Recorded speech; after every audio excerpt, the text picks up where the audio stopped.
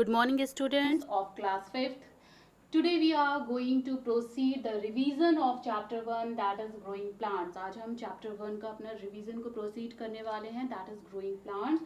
So students, what we have revised in our previous video, we have learned about the parts of a seed, and related to that topic we have also learned some questions. So in this video we are going to proceed next topic, that is germination of seeds. So let's have a look what are the questions related to this topic. अब हम देखते हैं इस topic से related कौन कौन से questions है. जैसे first question is define germination. आपकी बुक में क्वेश्चन है डिफाइन जर्मिनेशन. जर्मिनेशन क्या होता है? So the germination is the process of conversion of a seed into a seedling. Germination आपका वो प्रोसेस है जो कि सीड से सीडलिंग में कन्वर्ट होना, यानी सीड से एक छोटे से पौधे में कन्वर्ट होना, that is called a germination. Second is what are necessary conditions for seeds to germinate. Seed को जर्मिनेट होने के लिए ऐसे कौन कौन से कंडीशंस हैं, ऐसी कौन सी चीजें हैं जो कि सीड्स को जर्मिनेट होने के लिए जरूरी हैं. So that the necessary conditions for seeds to germinate are.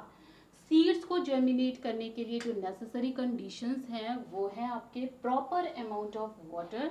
Seed को प्रॉपर अमाउंट में वाटर मिलना, एयर मिलना और warmth. Warmth means to sunlight. ठीक है, इनमें से कोई भी चीज अगर एक्सेस हो जाएगी तो वो आपका सो जर्मिनेशन का जो प्रोसेस है वो आपका प्रॉपर नहीं हो पाएगा. ठीक है, सपोज दैट आपने पानी बहुत ज़्यादा डाल दिया या फिर बहुत ज़्यादा हवा में रख दिया है, ओके, या फिर बहुत ज़्यादा आप सनलाइट में रख रहे हो पौधे को, तो कोई भी चीज़ एक्सेस नहीं. Means to proper amount. Proper amount में वाटर, एयर और वार्मथ का मिलना, ये सारी ही चीज़ें जो हैं ये नेसेसरी कंडीशंस होती हैं सीड्स को जर्मिनेट करने के लिए. Okay, is dispersal of seeds. Dispersal of seeds means to seeds का मदर प्लांट से अलग हो जाना, बिखर जाना, that is called a dispersal of a seeds. So look here the define of the dispersal of seeds. The process of scattering seeds away from the mother plant is called dispersal of seeds. The process of scattering, वो process जिसमें कि scattering of seeds का बिखर जाना, यानी कि अपने mother plant से सीड्स का अलग हो जाना, यही प्रोसेस आपका डिस्पर्सल ऑफ सीड्स कहलाता है. ठीक है, और ये प्रोसेस होता कैसे है? By wind, by water, by men, animals and birds and by explosion. ये सब आपको पता है. बाय विंड यानी कि हवा बहुत तेजी से आती है, तो हम देखते हैं कि जब हवा बहुत तेज होती है तो प्लांट्स के जो सीड्स होते हैं वो अपने मदर प्लांट से अलग हो जाते हैं. ठीक है, उसी तरीके से बाय वाटर, जब वो पानी का फोर्स बहुत तेजी से आता है तब भी हम देखते हैं कि जो उसके सीड्स होते हैं वो मदर प्लांट से अलग हो जाते हैं. By man, animals and birds. Animals, birds हमने देखा है कि जैसे बर्ड्स को खाते हुए देखा है, एनिमल्स को हमने क्रॉप्स को खाते हुए देखा है. तो उसमें क्या हुआ है कि जब वो खाते हैं तो क्या होता है कि सीड्स, वो हार्ड होता है, सीड्स को वो नहीं खाते हैं, तो सीड्स को वो अलग फेंक देते हैं. बाकी जो उनका सपोज दैट फ्रूट्स है तो फ्रूट्स को खा लेते हैं और सीड्स क्या होता है उसे अलग कर देते हैं. सो एक ये तरीका है. बाय है by explosion. Explosion means to, जैसे मटर हो गए, आपने पी प्लांट देखा होगा. एक्सप्लोजन का मतलब होता है कि बहुत ज़्यादा कोई चीज़ जब पक जाती है, ड्राई हो जाती है, तो वो फूट कर अपने आप बाहर आ जाती है. So that is called a by explosion. ठीक है, अब यहाँ पर आपको सारे एग्जाम्पल्स भी पता होने चाहिए कि बाय विंड, विंड से कौन कौन से ऐसे प्लांट्स हैं जिनका अफेक्ट विंड से होता है, जैसे कि डिस्पर्स्ड होते हैं, जैसे कि कॉटन और हेप्टेज. ये ऐसे प्लांट्स हैं कि कॉटन बहुत लाइट वेटेड होता है और हेप्टेज भी आपका बहुत हल्का होता है. तो ये हवा से क्या होता है कि जैसे ही हवा चलती है तो ये जो है वो मदर प्लांट से विंड के थ्रू अलग हो जाते हैं. बाय वाटर, वाटर के थ्रू है आपका कोकोनट और लोटस. कोकोनट प्लांट और लोटस प्लांट जो है ये वाटर के थ्रू, जो वाटर का फोर्स बहुत ज़्यादा हो जाता है, सो कोकोनट और लोटस के प्लांट्स के जो सीड्स होते हैं वो वाटर के थ्रू उनसे अलग हो जाते हैं. By man, animals and birds, जैसे कि seeds of fruits, vegetables, grains, ठीक है। नाउ बाय एक्सप्लोजन, एक्सप्लोजन जैसे कि पी हो गया, बीन्स हो गया, मटर का पेड़ हमने देखा है ना, जब बहुत ज़्यादा मटर पक जाती है, ड्राई हो जाती है, तो वो अपने आप फूट कर बाहर आ जाती है। सो ये सारे रीजंस हैं आपके, ये सारे प्रोसेस हैं आपके डिस्पर्जल के, ठीक है। और ये सारे ही आपको एग्जाम्पल्स आने चाहिए। सो इससे रिलेटेड अगर आपसे पूछा जाता है कि what do you mean by the dispersal of seeds, answer should be this, ये आपका आंसर होगा। अगर डिफाइन के फॉर्म में पूछा जाता है तो भी आपका आंसर यही रहेगा। अगर आपसे पूछा जाता है write the process, tell me the write the process of dispersal of seeds, so these are the process. और अगर आपसे ये प्रोसेस के एग्जाम्पल्स पूछे जाते हैं, so these are the examples. So इससे आपके कई क्वेश्चंस तैयार हो जाएंगे। एग्जाम्पल्स पूछा जाएगा तो आपको एग्जाम्पल्स आ जाएंगे, प्रोसेस पूछा जाएगा तो ये आपके प्रोसेस हैं। और डिस्पर्सल का अगर डिफाइन या क्वेश्चन आंसर आपसे पूछा जाता है या इससे रिलेटेड कोई भी एक्सरसाइजेस आपकी आती हैं तो आप इसको कर लोगे। Okay, so the next topic is other ways of growing plants. जैसे कि हमें पता है कि प्लांट्स जो है वो सीड से ग्रो करते हैं, बट और भी तरीके हैं प्लांट्स को ग्रो करने के, ठीक है। तो हम अब उसके बारे में पढ़ेंगे।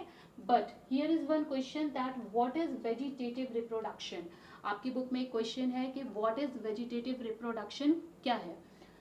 Growing plants from their body part such as root, stem और leave is called vegetative reproduction.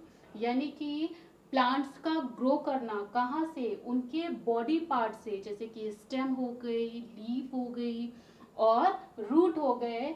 तो यानी कि जो प्लांट्स के पार्ट्स से जो ग्रो अप करते हैं that is called a vegetative reproduction, उसको हम वेजिटेटिव रिप्रोडक्शन कहते हैं। Other ways of growing plants, so what are the other ways of growing plants, और कौन से अलग तरीके हैं जिनसे कि प्लांट्स को ग्रो किया जा सकता है। From roots, from stems, from underground stem and from leaves.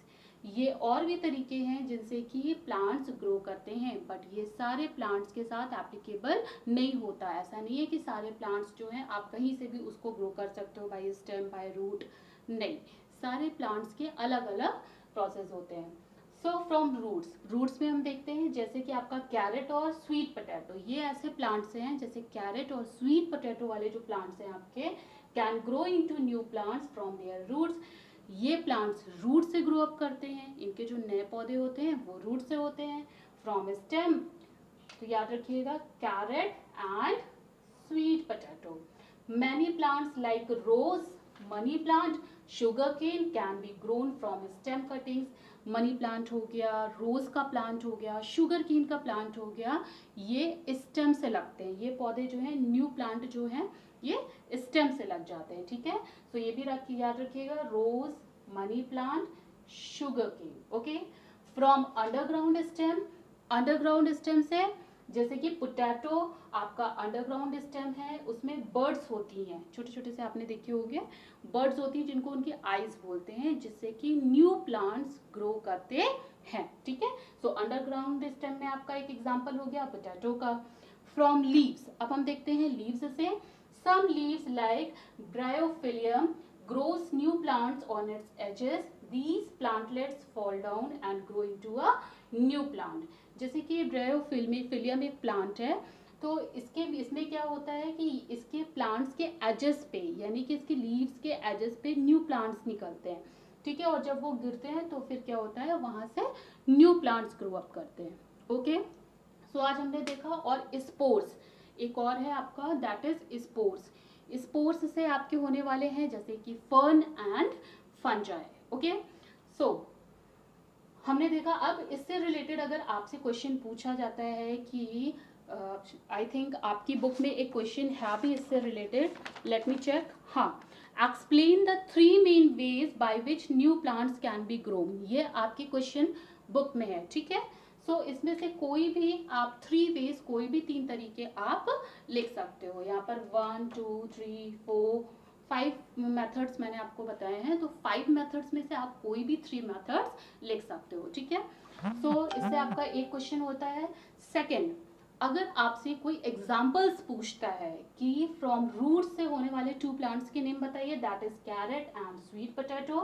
From stem, that is rose, money plant, sugar cane. From underground stem, that is potato. From leaves, that is bryophyllum, and from spores, that is fern and fungi. Is that clear? So इस तरीके से आपने अगर ये topics को बहुत अच्छे से पढ़ा है, सो इससे रिलेटेड कोई भी क्वेश्चंस आपसे पूछे जाते हैं तो आप लोग आंसर कर सकते हो। So thank you class.